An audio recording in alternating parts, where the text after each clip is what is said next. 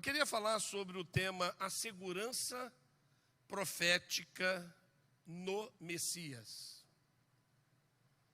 A segurança profética que está no Messias. Se eu fosse você, eu já sacava o seu caderninho, já sacava o seu bloco de anotações, ou então na Bíblia mesmo, escreva na Bíblia. Algumas pessoas pensam que é pecado escrever na Bíblia. Não é. Cada vez que você ouvir alguma coisa diferente, você vai anotando na sua Bíblia. E aí no final, depois que você fizer muitas anotações, você pode publicar uma Bíblia anotada por você, né? Pode lançar essa Bíblia. Bíblia anotada por fulano de tal, né? Porque são as anotações, as coisas que Deus fala ao seu coração durante as pregações. Mas eu queria falar sobre esse assunto. É um assunto bastante difícil de ser passado para as pessoas, mas como eu não estou sozinho, eu conto com o Senhor Jesus para que guie a minha mente, a minha boca, o meu coração, para compartilhar com vocês sobre esse assunto. A segurança profética no Messias. Eu queria já desfrutar aqui de um texto de Atos, capítulo 2.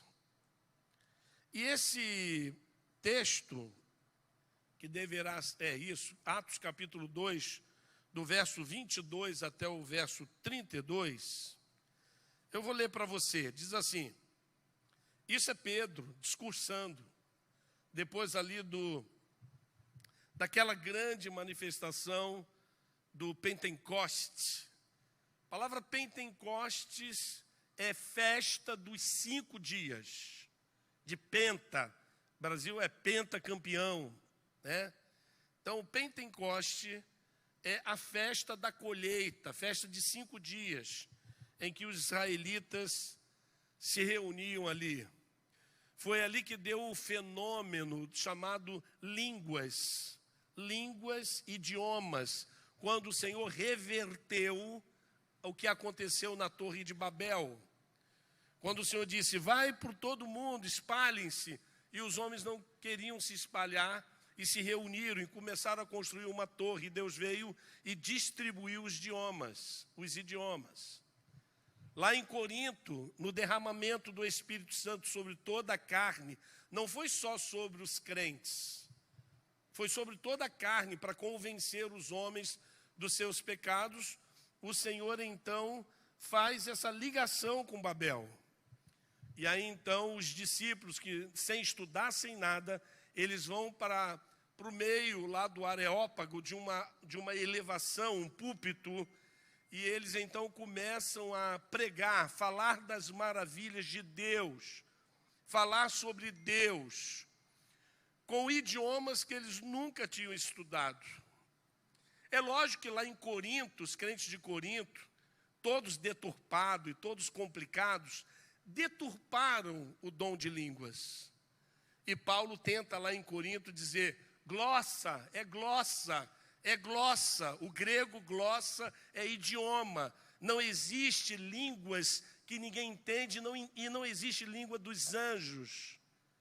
Sabe, ali quando Paulo fala aos Coríntios, ainda que eu falasse a língua dos homens e dos anjos, ele está usando uma maneira simbólica de falar, tanto é que ele fala assim, ainda que eu desse o meu corpo para ser queimado, não significa que o corpo tem que ser queimado, é uma figura que ele está usando, mas ali ele capacita os discípulos, sem terem estudado, para falar em outros idiomas.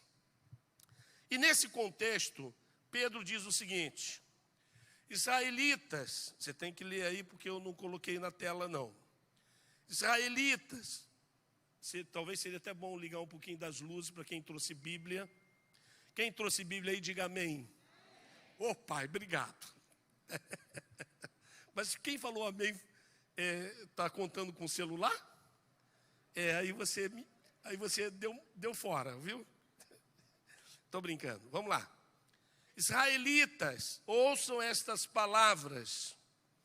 Jesus de Nazaré foi aprovado por Deus diante de vocês por meio de milagres, maravilhas e sinais que Deus fez entre vocês por intermédio dele, como vocês mesmos sabem. Este homem, Jesus, foi entregue por propósito determinado e pré-conhecimento de Deus. E vocês, com a ajuda de homens perversos, o mataram pregando na cruz. Mas Deus o ressuscitou dos mortos, rompendo os laços da morte, porque era impossível que a morte o retivesse. A respeito dele, Davi, aí ele vai citar o cântico de Davi lá do Salmo 16, do verso 8 a 11, ele pega lá o Salmo 16 e recita aqui. Ele diz assim: disse Davi, eu sempre via o Senhor diante de mim, isso lá 1000 anos antes de Jesus nascer. Eu sempre via o Senhor diante de mim, porque Ele está à minha direita, não serei abalado. Por isso o meu coração está alegre, a minha língua exulta, o meu corpo também repousará em esperança, porque tu não me abandonarás no sepulcro, nem permitirás que o teu santo sofra decomposição. Tu me fizeste conhecer os caminhos da vida e me encherás de alegria na tua presença. Aí termina esse salmo. Irmãos, retoma Pedro, irmãos, posso dizer com franqueza que o patriarca Davi morreu e foi sepultado, e o seu túmulo está entre nós até o dia de hoje. Mas ele era profeta e sabia que Deus lhe prometera, sobre juramento, que poria um dos seus descendentes no trono. Prevendo isso, falou da ressurreição do Cristo, que não foi abandonado no sepulcro e cujo corpo não sofreu decomposição. Deus ressuscitou este Jesus, e todos nós somos testemunhas desse fato. Amém? Eu queria, à luz desse texto, fazer algumas perguntas para você. Você já analisou o seu coração? Há algumas dúvidas sobre quem seja Jesus? Diante de tanta pressão do ceticismo, do imperialismo, do humanismo que está aí, e do secularismo também, diante dessa pressão toda, volta e meia, muitos se permitem considerar uma dúvida sobre Jesus, sobre o céu, sobre a eternidade, infelizmente. Nós temos olhado para alguns crentes e visto que eles, infelizmente, permitem-se a dúvida. Tem sido nesse sentido que o diabo vem trabalhando com grande esforço. Colocar dúvidas em nossas mentes é uma tarefa do diabo. Quer ver? Lembro lá de Adão e Eva no paraíso. Quando ele chega para Eva e diz assim: foi isso que o Senhor Deus disse? E ela diz: não, não foi isso não, foi isso, isso, isso. Aquilo ali era uma investida de dúvidas. Lá na tentação do deserto, ele vai para Jesus e tenta no próprio santo, no próprio Cristo, ele vai e tenta colocar dúvida. E essas dúvidas, principalmente na hora do sofrimento, na hora do sofrimento, que a fé inabalável são requeridas e necessárias, às vezes elas aparecem e nós precisamos tratar desse assunto. Você não pode ser um crente em dúvida. Você tem que ser fiel, firme, inabalável na sua fé. John Piper, ele diz que a impaciência é o que sentimos quando começamos a duvidar da sabedoria do tempo, de Deus, ou da bondade de sua orientação. ficamos impacientes às vezes. Crer significa confiar em Deus. Confiar em Deus significa ter paciência, esperar, e esperar pelas promessas dela. O Piper está certo quando ele diz isso, porque se ficamos impacientes, nós começamos a duvidar, porque duvidamos da sabedoria do tempo de Deus, ou até da bondade dele, de sua orientação. Deus não se atrasa para nada. Às vezes, quando nós pensamos que Deus está atrasado, é a nossa impaciência que está dizendo isso. Infelizmente, há hoje uma grande necessidade de se provar aquilo que se acredita. Isso está trazendo muita impaciência para muitos crentes. Lamentavelmente, queremos ver para crer o contrário, e não o contrário que é o correto, crer para ver. Nós estamos crendo para vermos, irmãos. Billy Graham, um grande exemplo de pregador, de pastor, ele disse: não deixe que a dúvida, ou o pecado, ou qualquer outra coisa o afaste de Cristo. E aí então eu quero dialogar com você, usando alguns argumentos, sobre isso, sobre essa certeza que tem que estar na nossa mente. E não ficarmos pressionados com esse mundo que tenta dizer para a gente provar aquilo que a gente crê. Nós cremos pela fé do poder da palavra que um dia nos alcançou, ponto final. Não precisamos ficar pressionados e impacientes, querendo provar, dizer: poxa, eu queria tanto que as pessoas soubessem que isso que eu estou crendo é verdadeiro, E essa noite Deus tirou para trabalhar isso no seu coração. E aí eu quero chamar a atenção sobre um personagem chamado Simeão. Simeão creu nas promessas e colocou sua fé nelas. Hoje de manhã nós falamos algumas coisas sobre isso. Lá no texto seguinte, Lucas capítulo 2, verso 25 a 32, há essa experiência que eu queria compartilhar com vocês. Pode ligar as luzes, que as pessoas vão precisar encontrar na Bíblia. Havia em Jerusalém, por favor, preste atenção na mensagem, não converse, não abra o seu celular, não tire a sua atenção, porque Deus quer falar com você esse assunto muito importante. Havia em Jerusalém um homem chamado Simeão, que era justo e piedoso, e que esperava a consolação de Israel, e o Espírito Santo estava sobre ele. Fora-lhe revelado pelo Espírito Santo que ele não morreria antes de ver o Cristo do Senhor. Movido pelo Espírito, ele foi ao templo.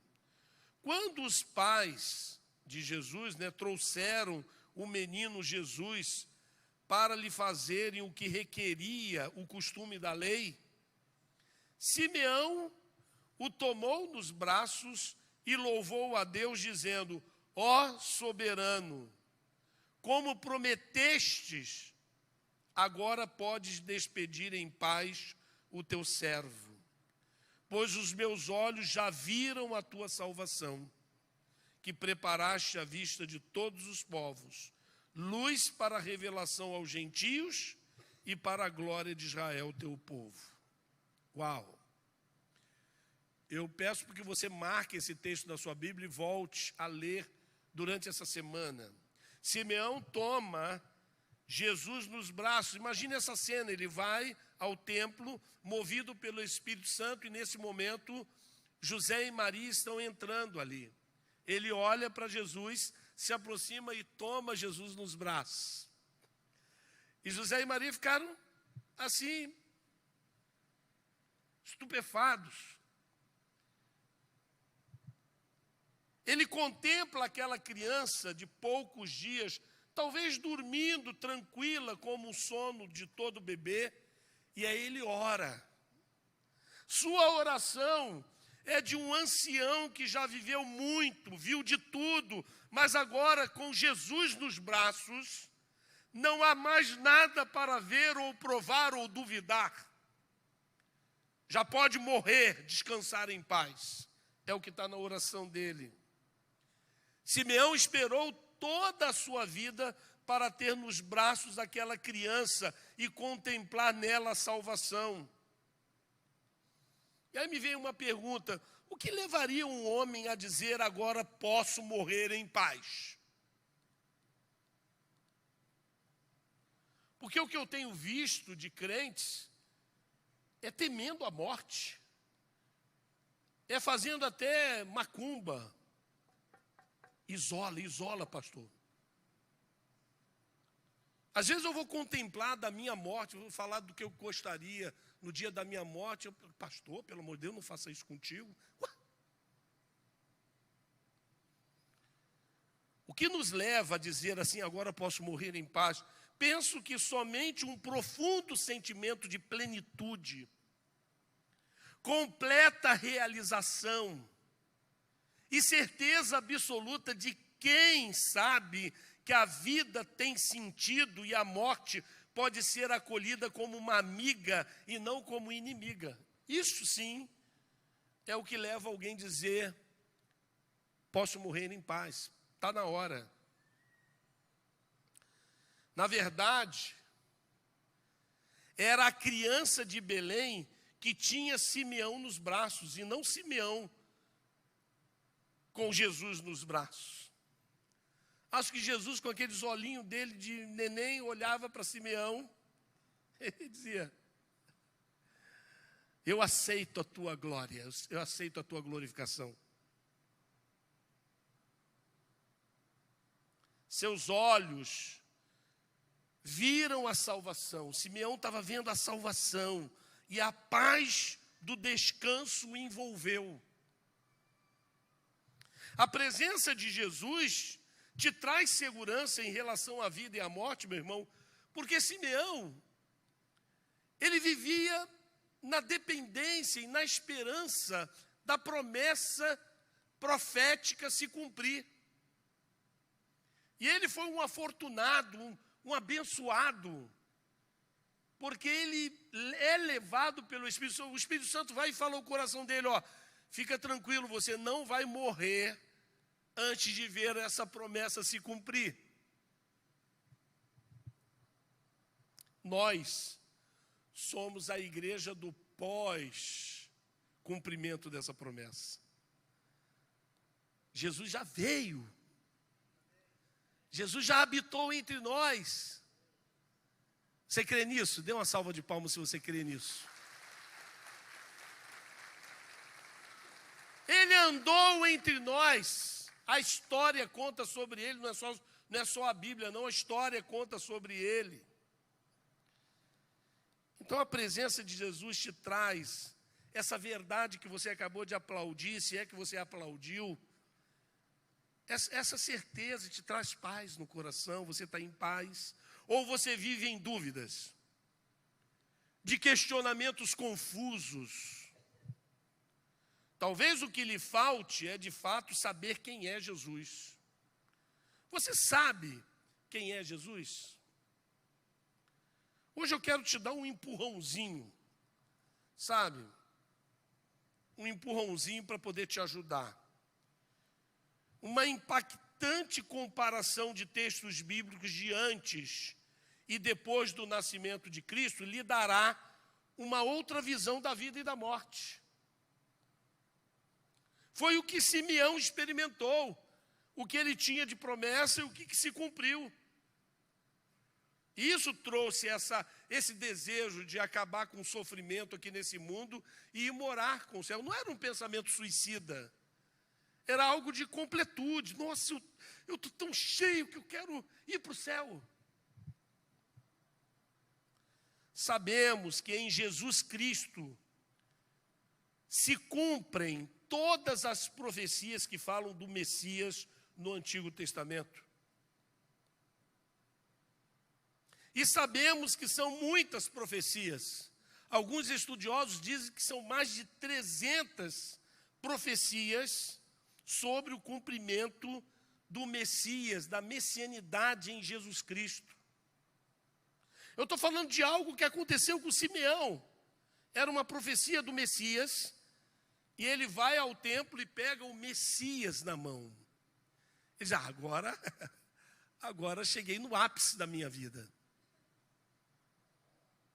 Essas profecias anunciam a sua pessoa, anunciam as suas ações, anunciam a sua doutrina. Conhecer essas profecias e crer nelas, e colocá-las como firme em seu coração, é toda a doutrina que você precisa, pelo amor de Deus. Se você é daquele crente que fala assim, eu não gosto de doutrina na igreja, eu não gosto desse negócio de doutrina. Doutrina é ensino. Se você fala que não gosta de doutrina, você está dizendo que não gosta do ensino de Jesus. O cumprimento de todas essas profecias é um dos motivos que nos levam a saber que a Bíblia é inspirada por Deus. A gente pode olhar para a Bíblia e ter orgulho de carregá-la. Me lembro quando eu fui assaltado, quando eu era adolescente, eu carregava uma Bíblia e um violão. Levaram o violão e me devolveram a Bíblia, aqueles miseráveis. Em vez de ficar com a Bíblia e me devolver o violão que eu tanto precisava. Você pode se orgulhar em levar a Bíblia, em carregar a Bíblia. Isso não é antiquado. Isso é o que de mais moderno existe. É o que de mais profundo existe.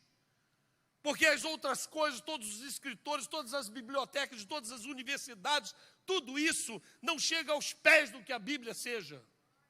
Billy Graham diz que a Bíblia anuncia aquilo que os jornais querem anunciar e que é mais atual do que o próprio jornal de ontem. É isso que ele exatamente diz. Mas enquanto que os jornais e a ciência tentam falar alguma novidade, aqui está o Deus Todo-Poderoso que criou todas as coisas.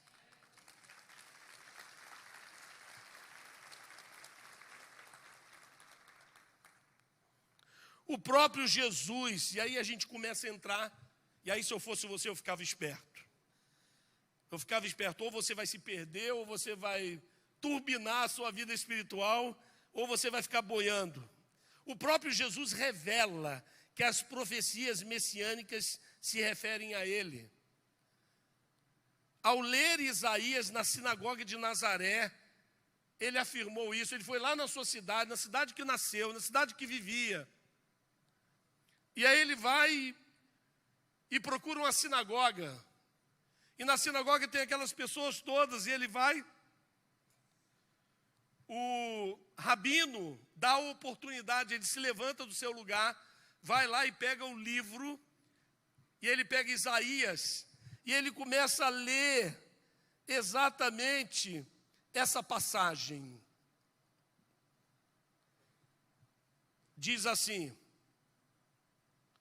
o Espírito do Senhor, eu vou ler o texto todo, diz assim: ele foi a Nazaré, onde havia sido criado, e no dia de sábado entrou na sinagoga, como era seu costume, e levantou-se para ler.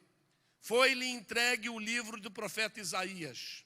Abriu-o e encontrou o lugar onde está escrito: o Espírito do Senhor está sobre mim, porque ele me ungiu para pregar boas novas aos pobres. Ele me enviou para proclamar liberdades aos presos e recuperação da vista aos cegos, para libertar os oprimidos e proclamar o ano da graça do Senhor. Então ele fechou o livro, devolveu-o ao assistente e assentou-se. E aqui eu quero dar uma parada aqui, dá uma parada aí. Sobre quem Jesus levantou-se do seu lugar e foi lá e pegou o livro de Isaías e leu sobre quem que ele estava lendo. Para todas aquelas pessoas, Jesus era uma pessoa comum, até uma pessoa da nossa cidade. Vamos deixar alguém que está longe e vai ler então. E Jesus lê um texto do Velho Testamento, 700 anos antes daquela época, daquele momento em que ele está lendo o livro, e ele lê exatamente esse texto. Sobre quem Jesus está lendo? Sobre quem era aquele texto? Messias. O Messias, o Salvador do mundo. Continuando. Na sinagoga, todos tinham os olhos fitos nele. E ele começou a dizer-lhes: hoje se cumpriu essa escritura que vocês acabaram de ouvir. Todos falavam bem dele, estavam admirados com as suas palavras de graça que saíam de seus lábios, mas perguntavam: não é este o filho de José? Jesus lhes disse: é claro que vocês me citarão este provérbios: médico, cura-te a ti mesmo. Presta atenção nisso. Faze aqui em tua terra o que ouvimos que fizeste em Cafarnaum. Amados, presta atenção. O que Jesus está dizendo, ele está dizendo sobre ele mesmo. Ele está dizendo, hoje se cumpriu esta profecia. Uma profecia de 700 anos está acabando de se cumprir em Nazaré, numa sinagoga de Nazaré, quando Jesus disse: hoje se cumpriu esta profecia. E aí as pessoas começaram a elogiar simpaticamente. Ninguém queria colocar aquele momento como um momento constrangedor. Jesus estava iniciando o seu ministério, não era hora de prendê-lo, de nada disso. Mas ele fala uma coisa que estava profetizado para acontecer depois. Ele diz assim: é claro que vocês me citarão esse provérbio: médico, cura-te a ti mesmo. O que aconteceu no Calvário? Quando Jesus estava crucificado: cura-te a ti mesmo, salva-te a ti mesmo. Ele não estava falando só sobre milagres que aconteceram em Cafarnaum e que agora possivelmente as pessoas iriam cobrar que eles fizessem ali, não. Ele estava dizendo da sua morte, ele estava dizendo sobre o seu sacrifício. Ele diz: o Espírito do Senhor está sobre mim, porque ele me ungiu para pregar boas novas aos pobres. Lembrando aqui, boas novas é evangelho. Ele me enviou para proclamar liberdade aos presos e recuperação da vista aos cegos, para libertar os oprimidos e proclamar o ano da graça do Senhor. E quando todos estavam esperando algum comentário, ele fecha o livro e diz: hoje se cumpriu a escritura que vocês acabaram de ouvir. Em outra ocasião, aos fariseus que se recusavam a crer nele, Jesus disse o seguinte, lá em João. Ele diz assim: vocês estudam cuidadosamente, vocês estudam cuidadosamente as Escrituras, porque pensam que nelas vocês têm a vida eterna. E são as Escrituras que testemunham a meu respeito. Contudo, vocês não querem vir a mim para terem vida. De novo, ele pega profecias do Velho Testamento e diz: vocês precisam vir a mim. São profecias que anunciam Cristo centenas de anos antes do seu nascimento. E que até o ponto de vista estatístico, seria humanamente impossível tanto acerto numa pessoa em cumprimento de tantas profecias. E aí eu quero que você seja rápido comigo, o pessoal também do mídia, quero que vocês sejam acelerados. Vamos lá. Uma pequena amostra disso. As profecias dizem que o Messias seria o descendente da tribo de Judá. Lá em Gênesis capítulo 49, verso 10 diz: não se apartará o cetro de Judá, nem o bastão de comando dentre seus pés, até que venha aquele a quem pertence por direito e a quem deve obediência aos povos. Jesus é descendente de Judá, da tribo de Judá. Lucas 3,33 diz: filho de Aminadab, filho de Arão, filho de Esrom, filho de Farés, filho de Judá. Moisés teria vivido no tempo de Faraó Ramsés II, que teria reinado entre os anos de 1279 a 1212 a.C. Confrontando essas duas datas, poderíamos dizer que os anos que separam os dois personagens é de cerca de 1.200 anos. Quando é dito sobre isso, sobre a descendência de Jesus, do Messias, sim, Jesus é da tribo de Judá, é o leão da tribo de Judá, a raiz de Davi. Todas as passagens proféticas citadas estão nessa margem, 1.200 anos a 400 anos antes de Jesus. É as que eu vou disparar agora sobre você. Que o Messias nasceria em Belém, está lá em Miqueias, capítulo 5, verso 1. Mas tu, Belém Efrata, tão pequena entre os clãs de Judá, é de ti que sairá para mim aquele que é chamado a governar Israel. Suas origens remontam aos tempos antigos, nos dias de longínquo passado. Está aí, cumprido em Mateus capítulo 2, verso 1. Jesus nasceu em Belém. Tendo, pois, Jesus nascido em Belém de Judá, no tempo do rei Herodes, eis que magos vieram do Oriente a Jerusalém. Outra profecia: o Messias nasceria de uma virgem. Está lá em Isaías 7,14. Por isso o próprio Senhor Jesus vos dará um sinal: uma virgem conceberá e dará à luz a um filho, e chamará Deus conosco, Emanuel. Jesus nasceu de uma virgem. Mateus 1,18. Eis como nasceu Jesus Cristo. Maria, sua mãe, estava desposada com José. Antes de coabitarem, aconteceu que ela concebeu por virtude do Espírito Santo. Outra profecia: que o Messias, filho de Deus, fugiria para o Egito. Oséias, capítulo 11, verso 1. Israel era ainda criança, e já eu o amava, e do Egito chamei meu filho. Jesus fugiu para o Egito. Mateus 2,14 diz: José levantou-se durante a noite, tomou o menino e sua mãe e partiu para o Egito. Outra profecia: que o Messias estaria triunfante em Jerusalém, entraria triunfante em Jerusalém montado num jumento. Zacarias 9:9. Isso aqui é muito específico. Exulta de alegria, filha de Sião, solta gritos de júbilo, filha de Jerusalém.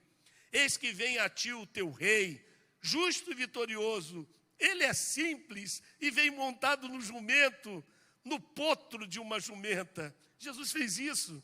João 12, 13 a 15. Saíram-lhe ao encontro com ramos de palmas, exclamando: Hosana, Hosana, bendito o que vem em nome do Senhor, o Rei de Israel. Tendo Jesus encontrado um jumentinho, montou nele, segundo o que está escrito: não temas, filha de Sião, eis que vem o teu rei, montado num filho de jumenta. Outra profecia: que seria traído por um dos seus. Salmo 40, verso 10. Até o próprio amigo em quem eu confiava, que partilhava do meu pão, levantou contra mim o calcanhar. Jesus sofreu essa dor. Marcos capítulo 14, verso 10. Judas Iscariotes, um dos 12, foi avistar-se com os sumos sacerdotes para lhes entregar Jesus. Mas essa é muito mais específica, que seria vendido por 30 moedas de prata. Zacarias 11, 12. Eu disse-lhes: dai-me o meu salário, se o julgais bem, ou então retende-o. Eles pagaram-me apenas 30 moedas de prata pelo meu salário. Foi esse o preço que foi pago por Jesus. Mateus 26, 15. Que quereis dar-me, e eu vou-lo entregarei. Ajustaram com ele 30 moedas de prata. Outra profecia: que quando julgado, manteria-se em silêncio, calado. Isaías 53, 7, foi maltratado, resignou-se, não abriu a sua boca, como um cordeiro que se conduz ao matadouro e uma ovelha muda nas mãos do tosquiador, ele não abriu a sua boca. Foi assim que Jesus se comportou. Mateus 26, 62, 63, levantou-se o sumo sacerdote e lhe perguntou: nada tens a responder ao que essa gente depõe contra ti? Jesus, no entanto, permanecia calado. Disse-lhe o sumo sacerdote: por Deus vivo, conjuro-te que nos diga se és o Cristo, o Filho de Deus. Ele ficou calado. Olha outra profecia de Isaías: seria crucificado com os malfeitores. Como poderia saber disso 700 anos antes de Jesus nascer? Isaías 53, 12, eis porque lhe darei parte com os grandes, e ele dividirá a presa com os poderosos, porque ele próprio deu sua vida e deixou-se colocar entre os criminosos, tomando sobre si os pecados de muitos homens e intercedendo pelos culpados. Foi isso que aconteceu com Jesus em Mateus 27, 38. Ao mesmo tempo, crucificaram com ele 2 ladrões, um à sua direita e outro à sua esquerda. Posso ir mais? Posso ir mais? Diga amém ou não? Então eu vou mais. As mãos e os pés do Messias seriam perfurados. Está lá no Salmo 21, verso 17. Sim, rodeia-me uma malta de cães, cerca-me um bando de malfeitores. Transpassaram minhas mãos e meus pés 1000 anos antes de Jesus. Foi isso que Jesus mostrou para o incrédulo Tomé, lá em João 20, 28. Depois disso, disse a Tomé: introduz aqui o teu dedo e vê as minhas mãos, põe aqui a tua mão no meu lado, não sejas incrédulo, mas homem de fé. Respondeu-lhe Tomé: meu Senhor e meu Deus. Outra coisa, dariam para o Messias, é uma profecia, que dariam para o Messias vinagre. Salmo 68, verso 22. Puseram fel no meu alimento, na minha sede deram-me vinagre para beber. Foi isso que lhe ofereceram na cruz. João 19, 29. Havia ali um vaso cheio de vinagre.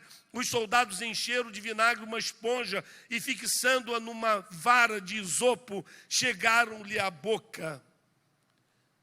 Outro, esse eu amo muito, que é 1000 anos antes de Jesus vir ao mundo, nenhum dos seus ossos, ou nenhum dos ossos do Messias seria quebrado. Salmo 33, verso 21. Ele protege cada um de seus ossos, nenhum só deles será quebrado. Em Jesus também essa profecia se cumpriu. João 19, 33. Chegando, porém, a Jesus, como o vissem já morto, não lhe quebraram as pernas. Também diz a profecia do Salmo que sorteariam as suas vestes. Salmo 21, verso 19. Repartem entre si as minhas vestes e lançam sorte sobre a minha túnica. Foi isso que aconteceu com as vestes de Jesus em Marcos 15, 24. Depois de o terem crucificado, repartiram as suas vestes, tirando a sorte sobre elas para ver o que tocaria cada um. Outra, que seria sepultado em uma tumba de ricos. Está lá 700 anos antes de Jesus, Isaías 53, verso 9. Foi-lhe dada sepultura ao lado de facínoras, e ao morrer achava-se entre os malfeitores, se bem que não haja cometido injustiça alguma, e em sua boca nunca teria havido mentira. José de Arimateia ofereceu o túmulo dele, onde ninguém havia usado. Mateus 27, 57 a 60. À tardinha, um homem rico de Arimateia, chamado José, que era também discípulo de Jesus, foi procurar Pilatos e pediu-lhe o corpo de Jesus. Pilatos cedeu. José tomou o corpo, envolveu-o num lençol branco e o depositou num sepulcro novo, que tinha mandado talhar para si na rocha. Depois rolou uma grande pedra à entrada do sepulcro e foi-se embora. E por último, irmão, que o Messias ressuscitaria. Está lá no Salmo 15, verso 10. Porque vós não abandonareis minha alma na habitação dos mortos, nem permitirás que o vosso santo conheça a corrupção. Diz aqui, o corpo de Jesus não conheceu a podridão, Mateus 28, 9. Neste momento, Jesus apresentou-se diante deles e disse-lhes, salve. Aproximaram-se elas, prostraram-se diante dele e beijaram-lhe os pés. Olha o que diz o Salmo 67, verso 19.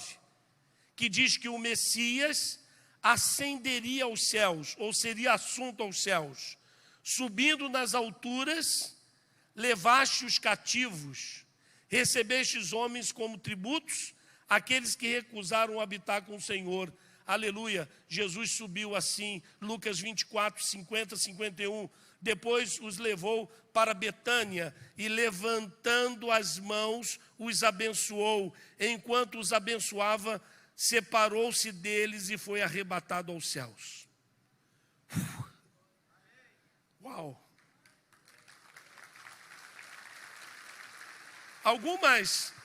Algumas palavras aí você não entendeu muito bem, porque eu peguei uma versão antiga, uma versão pronta dessas profecias, e eu não tinha tempo para transformá-las para a NVI.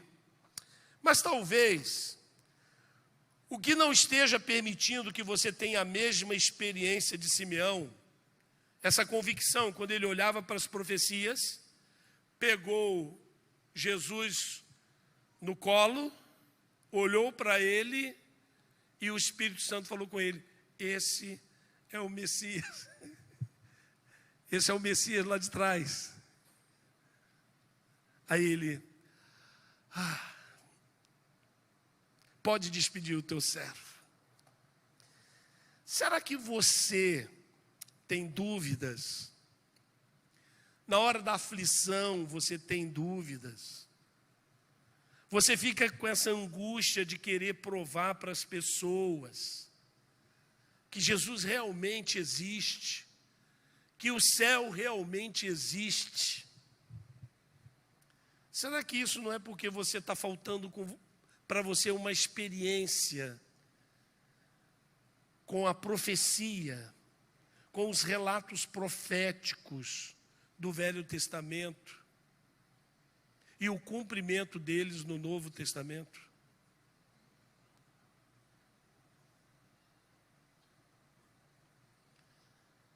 Talvez o que não esteja permitindo que você tenha a mesma experiência de Simeão é o fato que, em vez de exaltá-lo por quem ele é, você fique o tempo todo querendo que ele prove quem seja. Senhor, se o Senhor me ama, faz isso. Senhor, se o Senhor me ama, abre essa porta. E até mesmo na hora da morte, quando o Senhor está a ponto a te abraçar e te levar para a eternidade, o Senhor está, não, Senhor, não, eu não quero ir.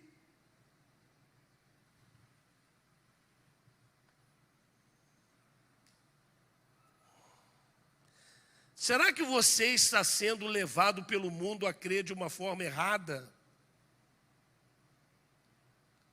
Com esses que sempre pedem uma prova, pedem um sinal. Não, quando Jesus estava ali andando entre o povo, ele devia estar pensando, não entendo. Por que esse pessoal não está crendo em mim? Era só olhar para a minha vida e ver as profecias, que todos eles, esse é o Messias. As autoridades de Israel, o sumo sacerdote, o sumo sacerdote, que tinha que saber todas as profecias de cor e salteada. Dizer, não, gente, espera aí. Não, esse é o Messias mesmo. Será que os sacerdotes ali, que estavam ali na hora da crucificação, estavam falando assim, ei, você não é o Messias? Salve Jesus. Será que ele não está vendo que ele mesmo está cumprindo uma profecia? Talvez eles estejam como muitos de nós, cegos pela religiosidade, achando que a fé tem a ver com religiosidade. Não tem, tem a ver com espiritualidade, tem a ver com profundidade de relação com o Senhor. Não, você é uma pessoa que está pedindo sinal ao Senhor, como se Ele não te amasse, como se Ele já não demonstrou que te amou tanto tempo. Por que você corria tão bem e agora você não corre? Por que você é tão diferente daquele crente que recebeu Jesus Cristo como Salvador naquele encontro poderoso que teve entre você e Ele? Não, a Bíblia diz, o Senhor disse sobre isso, sobre o povo que pede um sinal, que pede as coisas para Ele. O Senhor certamente quer tratar com isso com você nesta noite.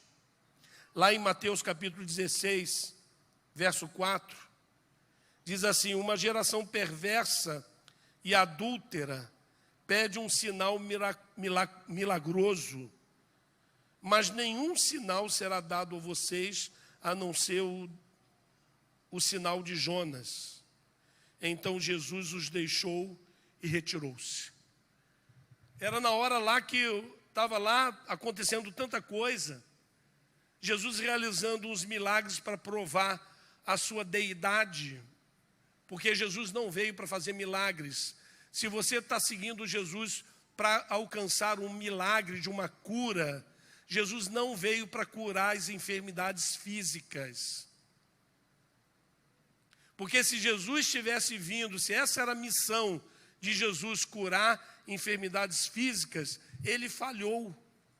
Porque na época dele, ele não curou todos que tinham enfermidade física. Curou só alguns exemplares. Olha o meu poder, ó, pum. Olha o meu poder, ó, pum. Jesus não veio para ressuscitar as pessoas da morte. Porque se ele tivesse vindo para fazer isso, ele teria falhado. Porque ele só ressuscitou alguns. Nós precisamos conhecer Jesus. E para conhecer Jesus, você tem que ir lá na profecia. Na profecia está dizendo tudo o que ele faria, como ele seria, como ele viria, para o que ele viria. Aí Jesus está ali andando, realizando alguns milagres e dizendo: eu não sei, esse pessoal não entende que eu sou o milagre. Eu sou o próprio milagre. Será que esse povo não está entendendo isso? Quando ele entra em Jerusalém montado num jumentinho, ele está ali pensando assim: será que esse pessoal todo não leu a profecia que está dizendo que o Messias viria montado no jumentinho?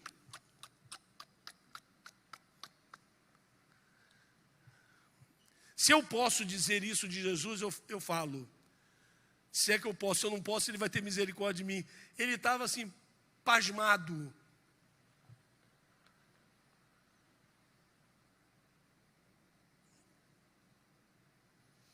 Aí chega uma notícia: olha, os fariseus e os saduceus querem que o Senhor faça alguns milagres, algumas mágicas aí, para eles verem essas coisas aí.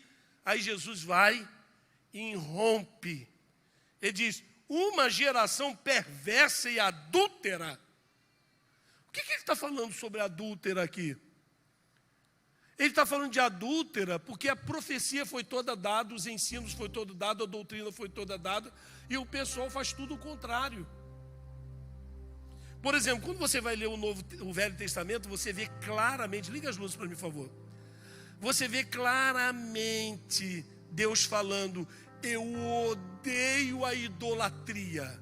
Eu odeio a idolatria. E aí ele pega alguns profetas e manda dizer lá para eles lá: vocês estão se deitando com outros deuses debaixo das árvores.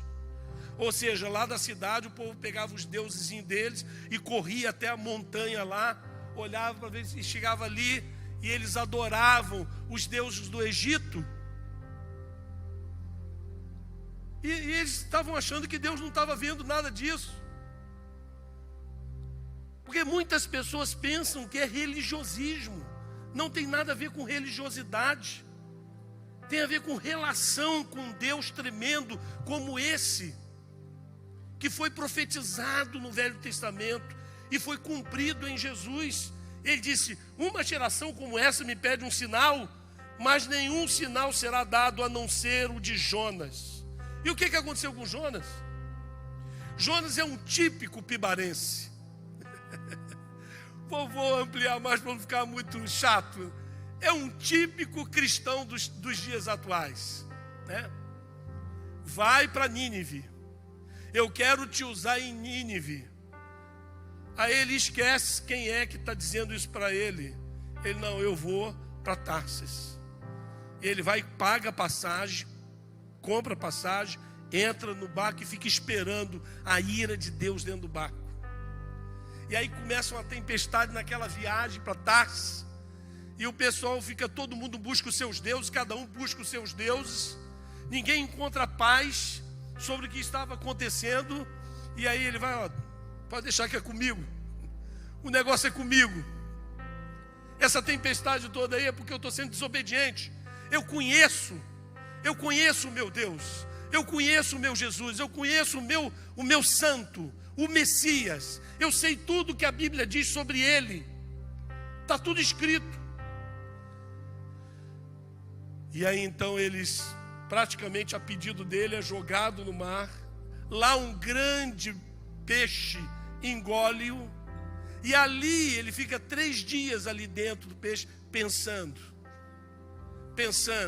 E arrependido, o peixe vai e o liberta. Mas liberta onde? Em Tarsis? Não, aonde Deus quer. Deus, ele é soberano, tem que ser onde que ele quer. Você tem que fazer a vontade de Deus e não a sua vontade. Você tem que ir na direção de Deus e não na direção da sua vontade.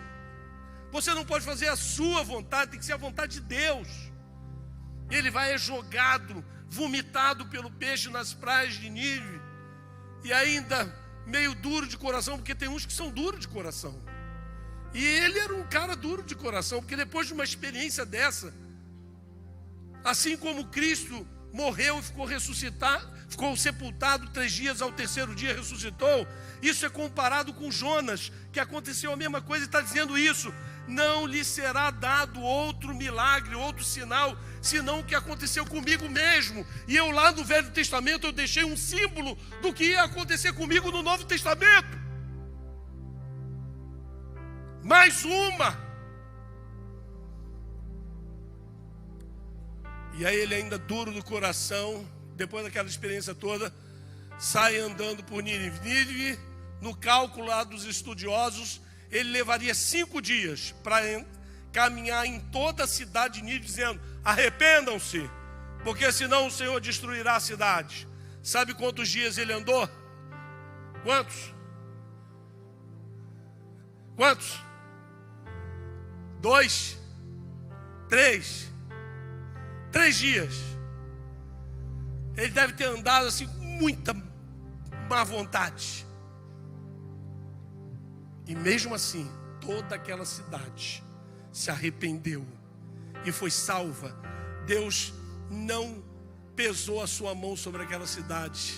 Esse era o plano que Deus tinha para aquela cidade através de Jonas.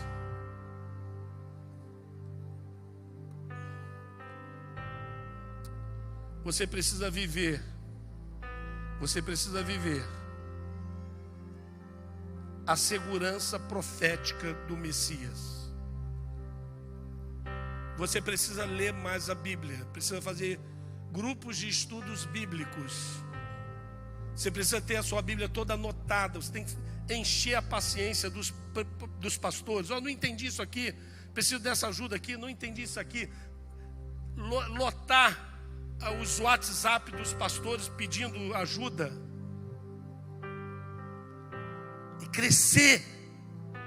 Porque você precisa ter uma segurança nas profecias. Jesus é o Messias.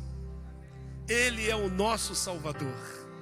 Ele foi aquele que nos amou desde o princípio. A figura dele, quer ver mais uma figura profética lá no Velho Testamento? Adão e Eva vai e desobedecem ao Senhor. O Senhor diz: quem é que te mostrou que estavas nu? Comeste porventura do fruto que eu mandei para você não comer? Pois é, Senhor. Confessaram lá. Aí o Senhor vai, escuta isso. Como é que o Senhor criou todas as coisas? Não foi pelo poder da palavra? Ele podia ter dito assim: que exista roupas. Não podia ter feito? Podia ou não podia? Podia ou não podia? Quem crê que podia, levante a mão. Pois é, ele podia. Porque ele falou assim: o universo exista, e o universo existiu. Mas ele não fez isso. Ele foi lá, pegou um animal e sacrificou o animal, tirou a pele do animal e fez vestimentas. O que é isso? É um símbolo do Messias. Quando Jesus é morto na cruz, é como se ele, a morte dele, viesse vestir as nossas vidas pecaminosas. Tenha segurança na profecia. Há muitas profecias que se cumpriram. Você não pode levar a sua vida cristã na brincadeira, de qualquer maneira, porque é muito amor, é muita dedicação. Deus fez muito por você para chegar até agora e você entender a segurança que você precisa ter nas profecias já cumpridas do Messias. Antes de orar, eu queria dizer o seguinte: a história não acaba aqui. Existem ainda algumas outras profecias que estão ainda para se cumprir. Por favor, pare de ficar melento com esse negócio da volta de Jesus. Foque no principal, naquilo que a Bíblia nos diz, que de repente, não, porque eu sou calvinista, eu sou arminianista, eu sou isso, eu sou aquilo. Isso não tem importância nenhuma. Importância nenhuma. Vai ser assim, ó. Pum. Nós que estamos assim, e os japoneses que estão assim, todos nós veremos na hora. A não ser que você seja terraplanista, tá? Mas se você é bíblico, você vai ver o Senhor Jesus na mesma maneira, na mesma hora, no mesmo momento, o Salvador vindo, com poder e grande glória. O céu vai se abrir, e nós vamos nos alegrar com isso, mas alguns vão falar: meu carro vai queimar, e vai entrar no carro, e para tentar fugir do fogo,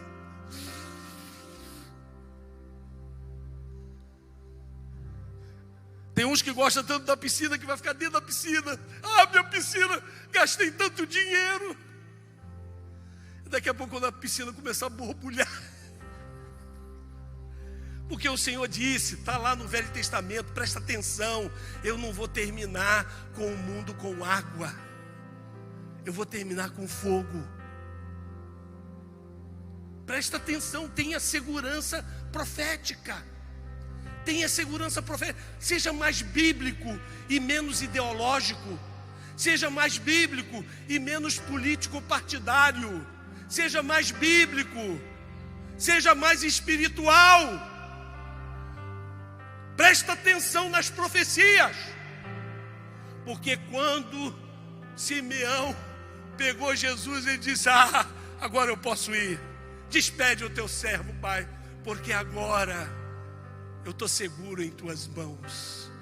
Você está seguro nas mãos do Senhor?